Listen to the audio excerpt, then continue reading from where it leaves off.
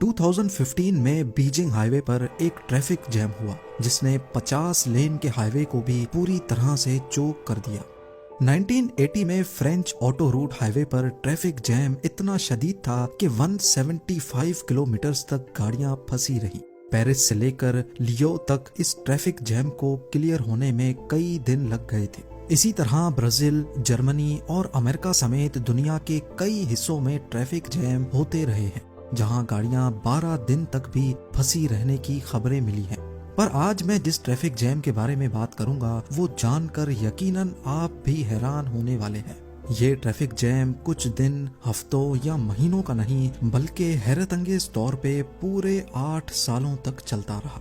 Zeme TV की videos में एक बार फिर से खुशामदीद। नाजरीन, दुनिया का सबसे लंबा और सबसे मुश्किल ट्रैफिक जैम सुइज कैनाल में पेश आया था, जहां शिप्स और उनमें मौजूद हजारों क्रू मेंबर्स अगले 8 सालों तक बुरी तरह से फंसे रहे। हाईवेज और एक्सप्रेस वेज पर ट्रैफिक जैम खुलवाने के लिए ज्यादा से ज्यादा कई दिन लग सकते हैं, लेकिन सुइज कैनाल में होने वाले जैम को खुलवाना किसी के बस की बात ही नहीं थी। आइए इतिहास के इस अनोखे और सबसे लंबे अरसे तक चलने वाले ट्रैफिक जैम की इंटरेस्टिंग स्टोरी जानते हैं। ये बात तो हम सभी जानते हैं कि सुइज कैनाल को शिपिंग और ट्रेडिंग इंडस्ट्री का जेवर कहा जाता है। 1869 से पहले जब शिपिंग इंडस्ट्री के पास सुइज कैनाल का तोहफा नहीं था, तो यूरोप और एशिया के दरमियान शिप्स को all the way African continent से घूमकर यूरोप जाना पड़ता था। सुइज कैनाल ने शिपिंग इंडस्ट्री का ये महीनों का सफर दिनों में बदल लिया और अब यूरोप से शिप्स मेडिटेरेनियन सी से होती हुई डायरेक्टली रेड सी पहुंचकर एशियन कॉन्टिनेंट को एक्सेस कर सकती हैं। इस रूट को इस्तेमाल करके हर शिप करीब 10,000 किलोमीटर का फासला बचा लेती है। इसके अलावा अफ्रीकन वाटर्स में कई पायरेट गैंग्स यहाँ से गुजरने वाली शिप्स को लूट लिया करते थे, जिनमें सोमालियन पायरेट्स और वेस्ट अफ्रीकन पायरेट्स काफी फेमस हैं। ये पायरेट्स शिप्स को जबरदस्ती रोककर करोड़ों डॉलर्स का माल लूट लिया करते थे और क्रू को होस्टेज बनाकर अपनी मांगें भी पूरी करवाते थे। सुइज कैनाल ने इन शिप्स को लंबे डिस्टेंस के साथ साथ इन पायरेट्स से भी बचाने का काम किया था। ये वाकया है 5 जून 1967 का, जब सुबह सवेरे 15 कार्गो शिप्स सुइज कैनाल की मेडिटेरेनियन साइड से एंटर होती हैं। नॉर्मली शिप्स को ये कैनाल क्रॉस करने में 12 घंटे लगते हैं, लेकिन आज इनका ये घंटों का सफर सालों तक लंबा होने वाला था। इस बात की भनक इनको जर्रा बराबर भी नहीं थी। ये वो दौर था जब इजिप्ट और इजराइल के दरमियान पहले से ही कुछ टेंशन्स चल रही थीं और दोनों पड़ोसी एक दूसरे के खिलाफ जंग की तैयारियां कर रहे थे। अब मैप पे देखा जाए तो ये लाइन इजराइल और इजिप्ट का बॉर्डर है। इस बॉर्डर से सुइज कैनाल बहुत दूर है, करीब 200 किलोमीटर दूर। इस पूरे हिस्से को साइनाई पेनिनसुला भी कहा जाता है। क्योंकि वो बॉर्डर से खासे दूर थे, इसी वजह से ना ही इजिप्ट को और ना ही उन 15 शिप्स को इजराइल के साथ बढ़ती टेंशन की परवाह थी। पर इस दिन कुछ यूं हुआ कि टेंशन से उबलने वाला लावा फट पड़ा और अचानक जंग की शुरुआत हो गई। इजरायली फोर्सेस ने इजिप्ट पर सरप्राइज अटैक कर दिया। सिर्फ 1 घंटे के अंदर अंदर सुइज कैनाल के गिर्द कई रॉकेट्स और प्लेन्स आ गिरे।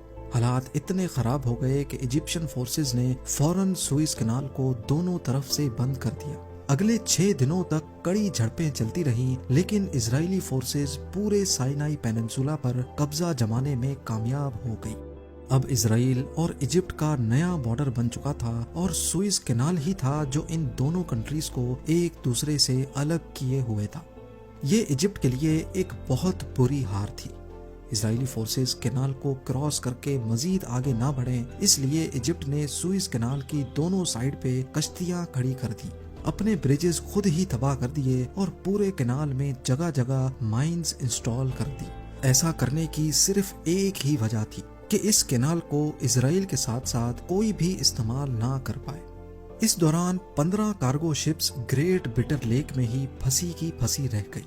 इनके वेस्ट में इजिप्शियन आर्मी तो इनके ईस्ट में इजरायली फोर्सेस थी। ये ना ही वापस मेडिटेरेनियन में जा सकती थी और ना ही रेड सी में। इन शॉर्ट इन शिप्स के पास इसी लोकेशन पे खड़े रहकर वेट करने के सिवा और कोई ऑप्शन नहीं बचा था। ان کے علاوہ کئی 100 اور شپس بھی تھیں جن کو میڈیٹرینین اور ریڈ سی میں ہی روک دیا گیا تھا۔ سب اسی امید میں کھڑے تھے کہ شاید معاملہ سلجھ جائے، لیکن معاملہ مزید گمبھیر ہوتا جا رہا تھا۔ دن گزرتے گئے، ہفتے اور پھر مہینے، لیکن ایجپٹ اور اسرائیل کے درمیان کشیدگی ختم نہ ہو سکی۔ اس سب کا نقصان پوری دنیا کو ہو رہا تھا۔ شپمنٹس ڈیلے ہو گئیں اور فریٹ چارجز کئی گنا بڑھا دیے گئے۔ جو شپس پہلے سوئس کو استعمال کر کے یورپ سے مڈل ایسٹ اور ایشیا جایا کرتی تھیں، ان کو اب دوبارہ سے افریقن کانٹیننٹ سے گھوم کر جانا پڑ رہا تھا۔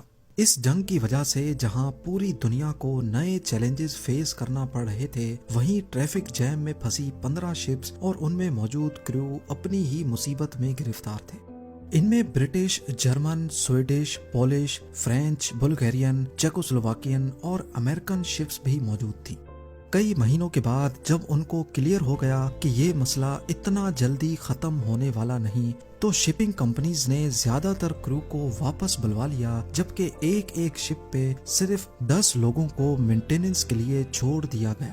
ہر دوسرے تیسرے مہینے یہ 10 لوگوں کا کرو بھی چینج کر کے نیا کرو بھیجا جاتا تھا، صرف اس امید میں کہ شاید ایک دن وہ اپنی پھنسی ہوئی شپس یہاں سے نکالنے میں کامیاب ہو جائیں گے۔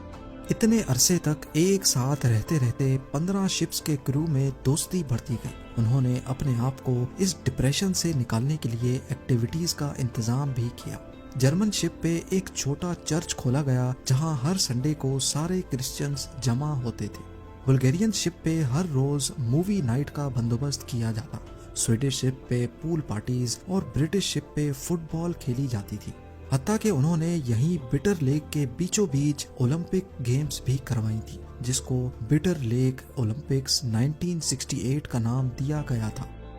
ایک کے بعد ایک سال گزرتے جا رہے تھے، لیکن یہ شپس ایک ہی جگہ پر کھڑی رہی۔ آخر کار ایک وقت ایسا آیا کہ ان کے اوپر مٹی کی لیئر جم چکی تھی، کیونکہ یہ نیوٹرل شپس تھیں اور ان کا اس لڑائی سے کوئی لینا دینا نہیں تھا۔ اسی وجہ سے ان کو کھانا پینا پہنچانے کے لیے نہ ہی اسرائیل کو اعتراض تھا اور نہ ہی ایجپٹ کو۔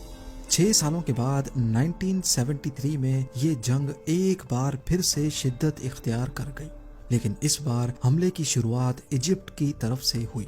ایجپٹ اپنی پوری طاقت کے ساتھ سائنائی پیننسولا میں گھسا اور اسرائیلی فورسز کو کافی اندر دھکیل دیا۔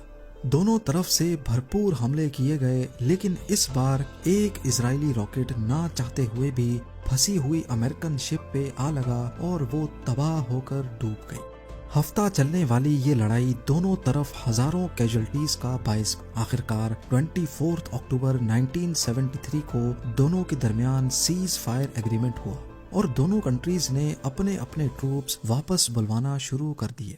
6 سالوں تک چلنے والی جنگ تو اب ختم ہو چکی تھی، لیکن ٹریفک جیم میں پھنسی شپس کے لیے جیسے ابھی تک جنگ چل رہی ہو۔ ان 6 سالوں میں سوئز کینال کے اندر بوٹس، شپس، پلینز اور راکٹس کا ملبہ بکھر چکا تھا۔ اس کے علاوہ یہاں ایجپٹ نے مائنز بھی انسٹال کر رکھی تھیں، اسی وجہ سے شپس کا یہاں سے نکلنا ابھی بھی ممکن نہیں تھا۔ سوئز کینال کو اچھی طرح صاف کرنے میں ایجپٹ کو اگلے 2 سال لگ گئے۔ 5 جون 1975 وہ دن تھا جب سوئز کینال کو 8 سالوں کے بعد کھولا گیا۔ اتنے لمبے عرصے تک ساتھ رہنے کے بعد 14 شپس کا اب سوئز کینال چھوڑنے کا وقت آخر کار آ چکا تھا۔ یہ جب واپس اپنی کنٹریز میں پہنچی تو ان کا خوب دھوم دھام سے استقبال کیا گیا۔ پورے 8 سالوں تک بند رہنے کے بعد سوئز کینال میں ٹریفک دوبارہ سے بحال ہونے لگی۔ اتنی بڑی ٹریفک جیم ہسٹری میں نہ ہی پہلے کبھی ہوئی تھی اور نہ ہی اس کے بعد آج تک ہوئی ہے۔ دوسری طرف ایجپٹ اور اسرائیل کے ریلیشنز بہتر ہوتے گئے۔ اسرائیل نے پورا سائنائی پیننسولا ایجپٹ کو واپس کر دیا اور ایجپٹ وہ پہلی عرب کنٹری تھی جس نے اسرائیل کو ریکگنائز کیا تھا۔ امید ہے زیم ٹی وی کی یہ ویڈیو بھی آپ لوگ بھرپور لائک اور شیئر کریں گے۔ آپ لوگوں کے پیار بھرے کامنٹس کا بے حد شکریہ۔ ملتے ہیں اگلی شاندار ویڈیو میں۔